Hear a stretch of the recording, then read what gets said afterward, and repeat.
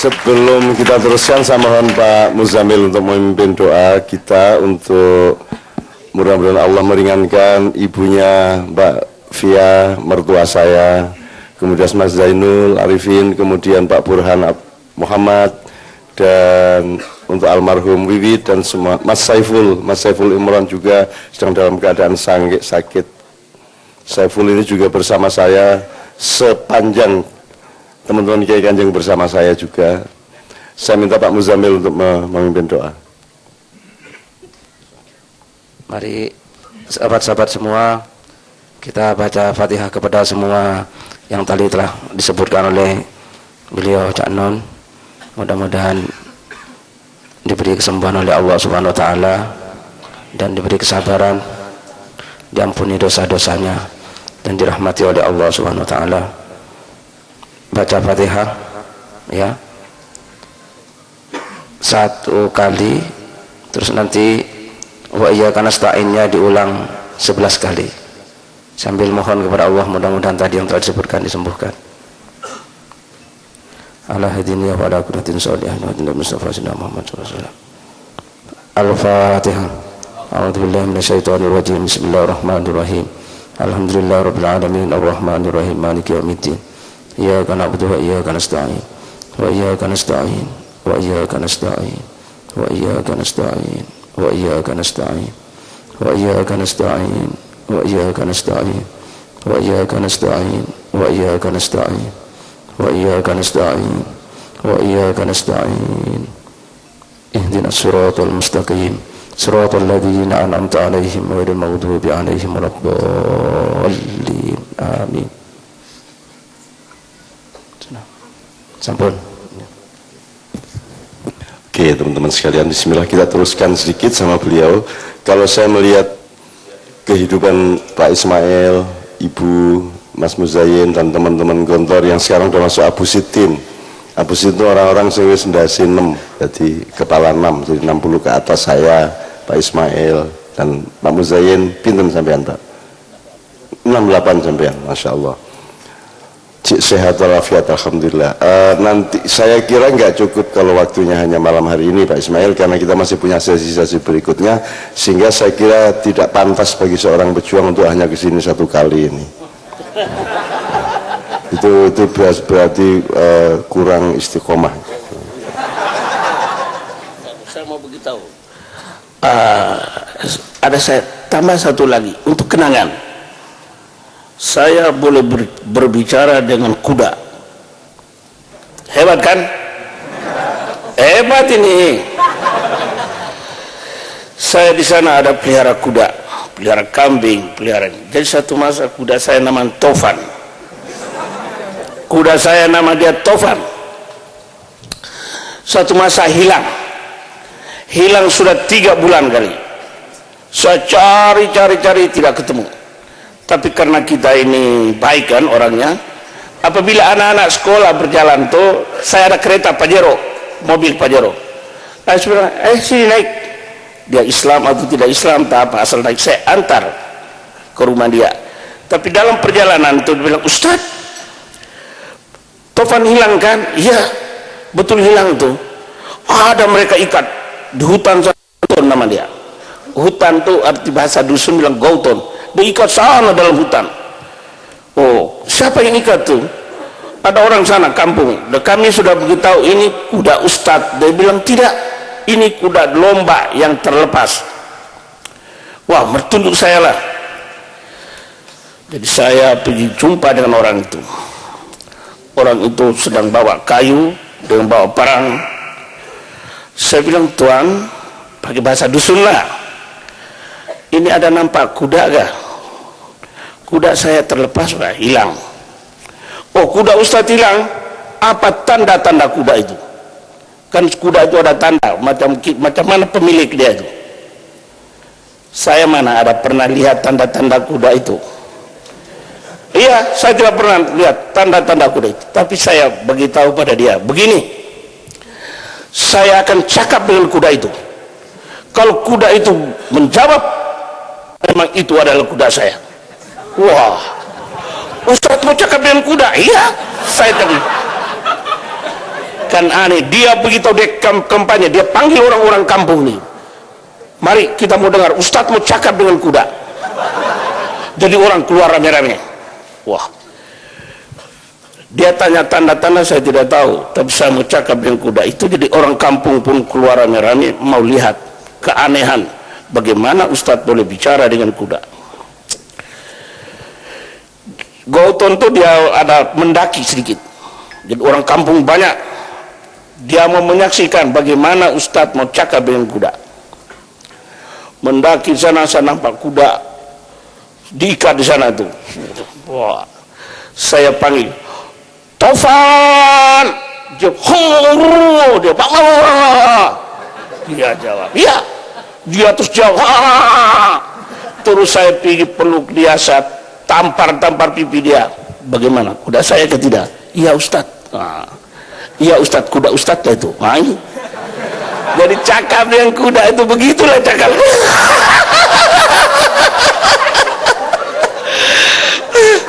Jadi memang kuda bukan cakap, bukan dia ada sekolah, memang dia cakap. Dia kan tidak sekolah kan, saya walaupun sekolah 1G tapi boleh.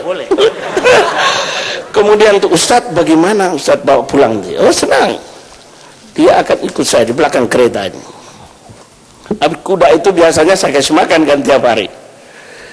Jadi saya ikat kuda itu dekat Pajero, di belakang Pajero, saya pergi bisik telinga dia kuda. Main-main, saya bukan betul-betul tuh. Bukan betul-betul tuh, untuk mereka suspend saja, mereka heran-heran saja. Saya pergi kasih ini kuda bagus-bagus, saya ikat, kemudian saya cakap pada kuda itu, kau ikut pelan-pelan di belakang Pajero ya.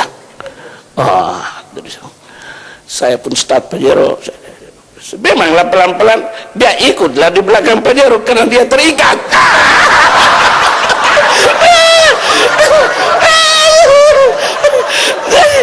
Mereka tepuk tangan sama mati.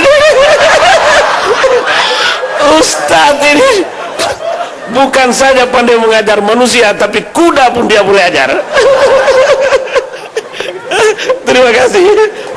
Banyak lagi nanti. Iya. Dia bisa bikin pisau terbang. Saya Dia orang melawan dia. Nanti ada pisau terbang ke kau. Jangan main-main kau sama aku. Bisa terbang pisau? Oh, bisa.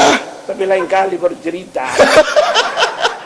Caranya bisa terbang ya, orangnya suruh saja terus dilempar sama dia, terbang dia kan, terbang. Tapi karena keyakinannya, kehebatannya, itu daerah yang anti Islam itu semua sekarang Masya Allah. Sekarang saya jalan sama dia ke pasar kemana-mana, Masya Allah, setiap orang hormat sama dia, setiap orang, ada orang Pakistan, ada orang Bangladesh, semua orang cium tangan dia. Dan terakhir ketika habis keliling-keliling, saya sama dia diajak masuk ke toko orang Pakistan, seorang syekh yang berjenggot kayak ISIS itu. Terus wah, masuk dia, langsung kita duduk, langsung Pak Ismail bilang, mana minum kau? Ini ada tamu dari Jogja, ini mana minumnya? Wah, aduh, kita tidak siap ini Ustaz. Beli kau, beli kau. Loh, ini tuan rumah dikongkon tuku. Kan hormat tetamu. Iya. Toko ada, kedai ada kan. Ada banyak duit, pergi beli. Ya. Jadi dia pun pergi beli. Memang itu nama dia.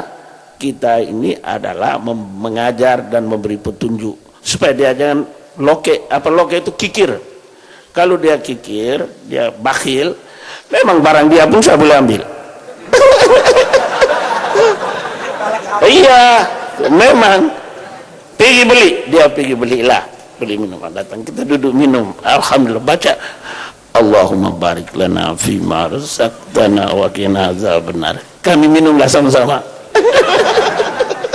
Oke, teman sekalian, kita kasih beberapa orang kalau ada yang menanyakan. Saya sendiri punya banyak pertanyaan. Toto anytime sama Sabrang, tolong paling tidak satu usaha untuk menggali beliau. Karena masalah di sini bukan pinter, bukan kognitif, bukan ekspresi. Masalah di sini adalah keputusan-keputusan yang berani dalam kehidupan, bahkan menembus hal-hal yang mustahil dengan keyakinan yang buta kepada Allah Subhanahu wa taala. Ada satu mufasid, dua. Nama saya Mas Ahmad. Oke, nanti tolong perkenalkan dari mana. Satu lagi sebelum Mas Toto sama Sabrang juga, Patut pun boleh ya. Satu lagi, kalau nggak ada silakan Ahmad dulu, baru Mustasid. Ahmad dulu, Ahmad. Sini Ahmad. Ya, tolong mikrofonnya sebelah sana Mas. Ahmad, bergerak Anda ya. Oke. Ya. Terima kasih. Assalamualaikum warahmatullahi wabarakatuh. Waalaikumsalam warahmatullahi. Nama saya Ahmad Suparmen dari Semarang. Oh, Semarang. Iya. Yang ingin saya tanyakan kepada Ustadz Ismail aja lah. Saat Ustadz tadi dibilang adalah wilayahnya itu semua non Muslim, kemudian di situ terkenal dengan ekstrimnya karena orangnya bisa dikatakan sangar-sangar gitulah kalau bahasa Jawanya. Nah, bagaimana cara Ustadz itu kok bisa mengislamkan mereka? Apakah dengan apalah istilahnya apa ya? Apa cara pertama kok mereka itu bisa percaya kepada Ustadz? Oh, iya kok. Kemudian mereka bisa langsung masuk Islam gitu. Itu aja dari saya. Terima kasih. Oh, hebat ini. Pertanyaannya memang hebat. Kunci perjuangan. Ahmad bertanya ini memang hebat. Tadi saya cerita, saya tinggal tuh di gubuk yang memang begini. Jadi di hutan ini, mereka ini tinggalnya jauh-jauh. Jadi apabila mereka dengar ada guru hitam kan, mereka ingin tengok, mereka ingat lihat. Anak-anak itu, jadi mereka lihat saya di luar, macam saya dalam kebun binatang bang. Ayah, mereka tengok saya dari lubang-lubang itu. Apabila saya keluar, buka pintu, mereka lari. Dia bilang, kau gusa, artinya kau tidak dapat mengejar, Nah, oke. Nanti saya masuk lagi, datang lagi ya mereka. Tengok, wah. Dalam hati saya ini saya boleh tawan mereka ini semua ini. Jadi mulai saya belajar bahasa dia. Mulai saya pandai mereka sana, kita belajar bahasa dia senang betul. Alhamdulillah saya pandai bahasa dia sikit-sikit. Mereka bilang, Ustadz kami mau belajar silat. Loh, saya ini nggak pandai silat, tapi seorang guru orang Indonesia bilang, mesti jangan bilang kau tidak pandai, harus pandai. Boleh saya ajar. Jadi belajar silat ini ada cara dia, ada buka gelanggang. Kita buat saja, bukan saya tahu juga. Karena ajar pada orang yang bodoh kan, jadi kita pintar sedikit, saya bilang kita pintar. Saya buat gelanggang ini di tengah ini, kasih lubang, barulah taruh siram air, kemudian di keliling ini saya siram air keliling, nama dia gores. Kalau masuk di gelanggang ini jangan coba-coba nakal. Hebat kan? Memang seorang pendekar itu mesti garang juga tuh. Wah. Setelah masuk ajar silat ya, kita kalau tumbuk saja, tangkis, pukul, memang pandai juga kan ajar. Sudah beberapa hari itu mereka pun kesedapan. Ustadz, kami mau belajar ilmu dalam itu. Ya habis mereka nampak saya boleh makan beling kan. Api begini saya buat begitu boleh, pada ilmunya Pak Abbas tuh sumbuk.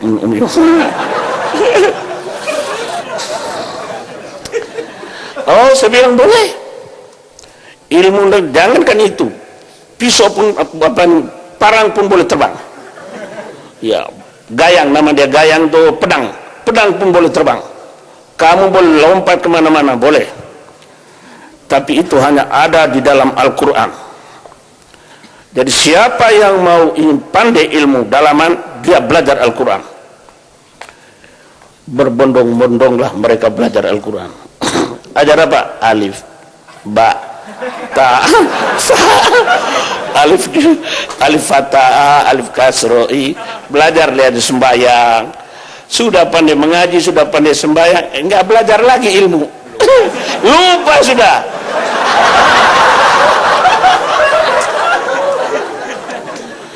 Jadi anak-anak kecil-kecil, murid-murid saya yang sudah percaya macam antum ini, ya, mereka sana ada menyembahan nama dia Kinaraingan. Kinaraingan itu Tuhan juga, tapi mereka percaya pada batu, ya, batu-batu besar, kayu-kayu yang boleh memberikan satu kekuatan. Ini psikologi saja nih kan. Kalau malam saya cari murid-murid yang kecil. Memang saya buat surau sendiri, kemudian anak-anak yang sudah pandai mengaji tinggal dengan saya. Jadi malam saya bawa jalan. Di mana tempat-tempat yang dianggap angker itu, saya duduk-duduk di situ. Wah, saya duduk saja di situ. Budak-budak ini 3 orang saya bawa. Kemudian kayu pokok yang pohon yang bilang besar itu dianggap angker itu, wah saya pun berdiri di situ. Pukul-pukul pokok itu. Nah, dulu tidak ada surat kabar, ya. Jadi besoknya itu anak-anak kan cerita. Itu surat kabar saya. Cerita pada ibu bapak mereka, Ustaz itu berani betul bang. Tengah malam kami bawa jalan, pergi berdiri, tidak apa-apa nih. Berdiri di tempat ini sembahan begini. Mulailah. Jadi mulai dari situ orang pun banyak datang. Saya suka kumpul-kumpul mereka, kasih minum, ya, kasih minum. Mereka suka minum tape itu untuk minum mabuk-mabuk, ya, koyak tuak, tape daripada beras mereka buat mabuk. Jadi kita mesti tes, kita mau jagonya kan, kita cari yang paling jago di kampung itu siapa. Mereka datanglah pemuda-pemuda yang jago. Saya cari yang paling jago. Sini. Mereka ini ada tes kepala pun boleh, tes tangan pun boleh, tes kaki pun boleh. Siapa kuat? Tapi saya cari yang paling jago itu tes kepala. Saya pegang kepala dia. Saya kira 3 kau pun antuk, kita macam kambing itu Pak. Gitu kan? Adu kepala.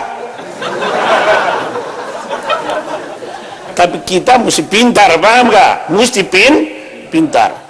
Saya adu pakai ini, saya hentam dia di sini. Iya kan Pak? Kepala saya kan biasa main bola, main takraw, biasa. Dia kan di sini, sadap. Pening dia. Pening. Jadi saya tanya, mau lagi? Ulah. Dia cukup. Mereka go, aduh cukup, ampun, minta maaf dia. Ya kalau saya kerja lagi kan sebelah lagi tambah pening lagi. Saya tanya lagi, aku maukah? Tidak. Kau maukah? Tidak. Maukah? Tidak. Maukah? Tidak. Jadi semua kalah sudah. Dan itu adalah taktik saja. Bagaimana mengalahkan orang yang kuat tetapi bodoh. Nah, iya kan? Kita semua boleh buat dengan matlamat kebaikan, menegakkan kebenaran. Ini coba, insya Allah kita menuju ke wawasan, membangun Indonesia indah ini menjadi baldatun thayyibatun warabun ghafur. Jadi beliau ini di Malaysia enggak tahu 30 tahun lebih ya? Mau 50 tahun. Mau 50 tahun, tapi beliau ini Presiden Berkisah itu Perhimpunan Keluarga Indonesia di Sabah dan Sarawak. Jadi tidak jelas ini orang Malaysia atau orang Indonesia. Tapi kelihatannya tidak ada masalah karena orang Indonesia konjennya di konjen apa itu? Konsulat Jenderal juga semuanya membutuhkan dia. Malaysianya juga tidak tuduh-tuduh macam-macam karena membutuhkan dia. Kalau ada dia kan beres masalah, mau Batak, karena mau orang Batak, mau orang mana. Saya ketemu sama semua anak buah dia yang pengusaha-pengusaha, orang gede-gede, orang jago-jago, badannya juga gede-gede. Bagaimana kau bisa mimpin orang besar-besar sebelah? Ini dia tipu-tipu aja. Allah Ismail ya. Subhanallah. Padahal 1 kilo ya. Bayangin 1 B kayak aku ya. Yes. Oke teman-teman sekalian, saya Mustahib, silakan. Sip. Subhanallah. Bismillahirrahmanirrahim. Assalamualaikum warahmatullahi wabarakatuh. Saya Muhtasib, Pak. Oh, Muhtasib. Mau tanya, Pak. Iya. Bapak sudah mempraktekkan sami'na wa ta'na. Taatnya sangat kuat, yakinnya sangat kuat, beraninya sangat kuat. Ya, saya malu, Pak, belum bisa mengamalkan itu. Karena banyak kacau pikiran. Halo. Gini, Pak. Kan Indonesia sudah dalam pembukaan itu, Pak. Atas berkat rahmat Allah yang Maha Kuasa, dan dengan didorong oleh keinginan luhur supaya berkehidupan yang bebas, maka dengan ini kami menyatakan kemerdekaannya. Itu kan namanya apa?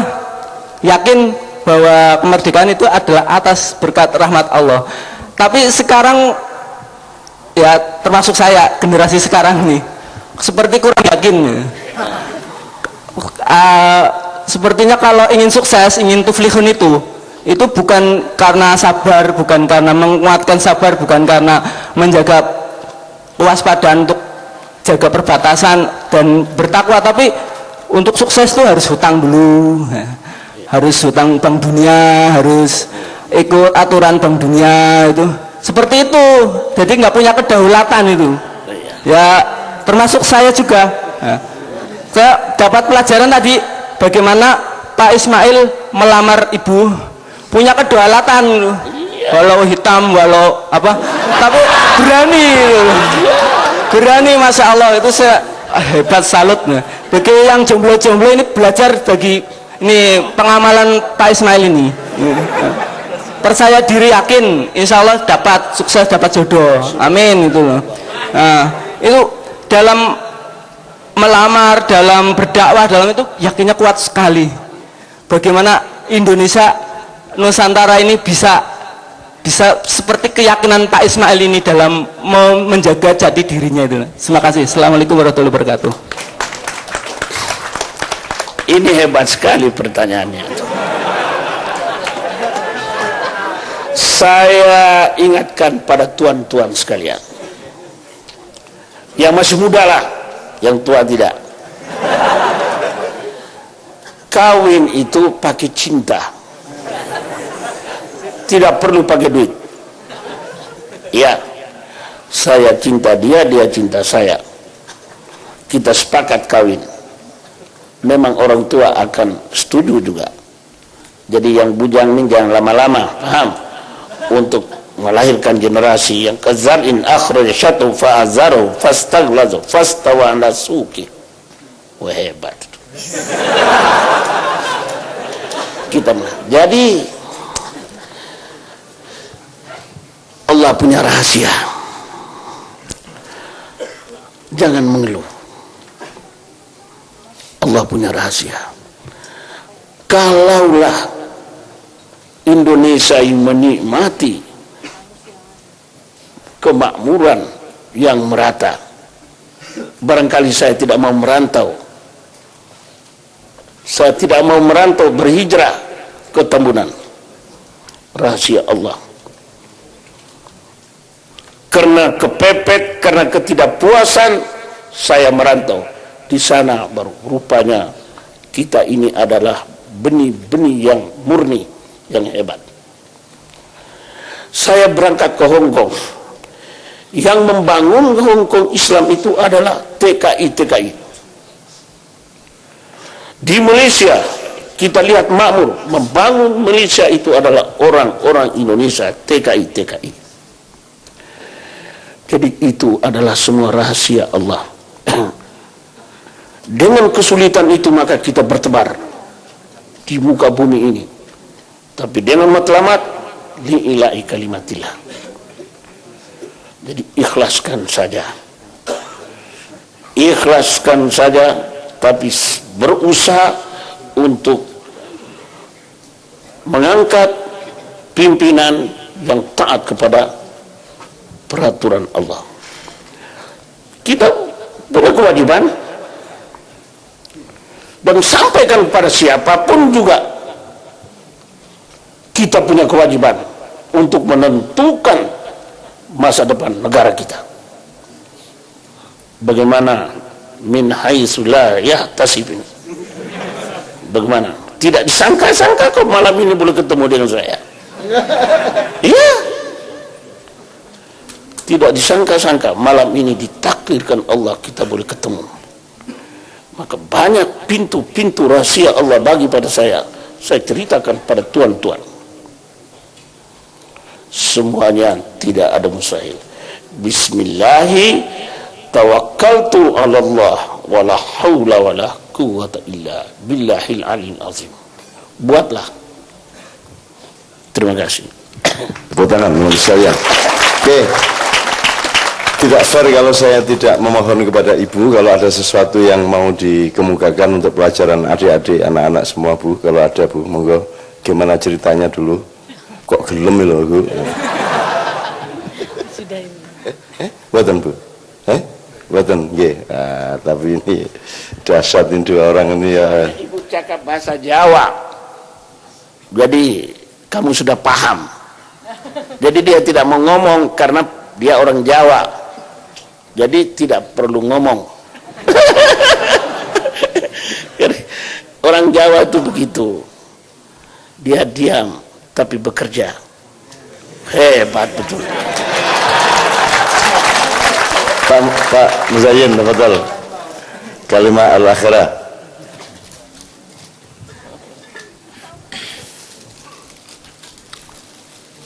Kalau kita melihat apa yang diceritakan oleh Pak Mail, betapa hebatnya yang terjadi pada dirinya untuk menaklukkan segala sesuatu yang dimauinya, itu sebenarnya termasuk Cak Nun yang sekolah di Gontor aja hanya kelas 2. Iya, kelas 2. Ini begitu hebat, kita semuanya menyaksikan. Itu karena semata-mata kita menerima tempaan di pondok itu yang luar biasa. Kalau tadi sampai mencuri makanan apa itu, karena betul kita itu termasuk saya itu tidak punya apa-apa. Tidak seperti yang punya almari tinggi-tinggi tadi. Ini sampai di Malang pun itu kondisinya tuh memprihatinkan. Bayangkan Malang dengan Flores itu sekian jauhnya. Kita menanti kiriman itu tidak mesti 1 bulan, 6 bulan sekali. Itu pun apa yang diterima, kenari jagung titi. Kiriman jagung titi itu yang kita makan. Nah, saya sebenarnya juga dekat, kalau saya dari Tulungagung aslinya, tapi ya serupa saja. Intinya bahwa kita ini betul-betul berjuang dengan penuh keprihatinan dan kesungguhan. Itulah saya kira intinya mengapa kita tuh bisa tangguh di kemudian hari. Dan keikhlasan yang kita miliki dengan keadaan yang segitu hebatnya, maka kemudian melahirkan semangat yang luar biasa yang kemudian menelurkan karya-karya yang hebat seperti Cak Nun apa itu. Ini sombong nih, kalau ke Malang tuh mesti ke rumah saya. Ya, sok sombong. Karena saya kan tidak seperti Cak Nun, tidak seperti ini yang hebat. Saya orang biasa aja, tidak punya karya. Selalu diolok-olok. Tapi saya balik, Ilmail, kamu bisa seperti ini tuh jangan lupa. Yang memasukkan daftar induk itu saya. Kalau saja itu surat keterangan tidak saya terima, kemudian saya woro-woro, kemudian ditolak, ini tidak bakalan jadi kiai seperti ini. Jadi saya lebih unggul dari ini kemudian. Terima kasih.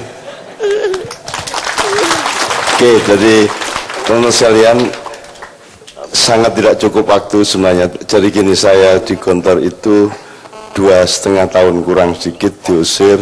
Saya selama di Gontor tidak pernah beli sabun. Karena beribu-ribu santri pakai sabun dan masih tersisa segini sudah dibuang. Sehingga pekerjaan saya adalah mengumpulkan buangan-buangan sabun itu. Sekali mengumpulkan itu bisa berlaku 6 bulan karena sangat banyak. Saya tidak pernah beli odol karena setiap orang memakai odol itu yang ditekan lehernya, seharusnya kan buntutnya untuk mendorong ke depan. Jadi selalu tersisa di bagian belakang itu sisa-sisa odol, sehingga saya urut, nanti saya kumpulin jadi satu, sekali operasi saya bisa 6 bulan dapat.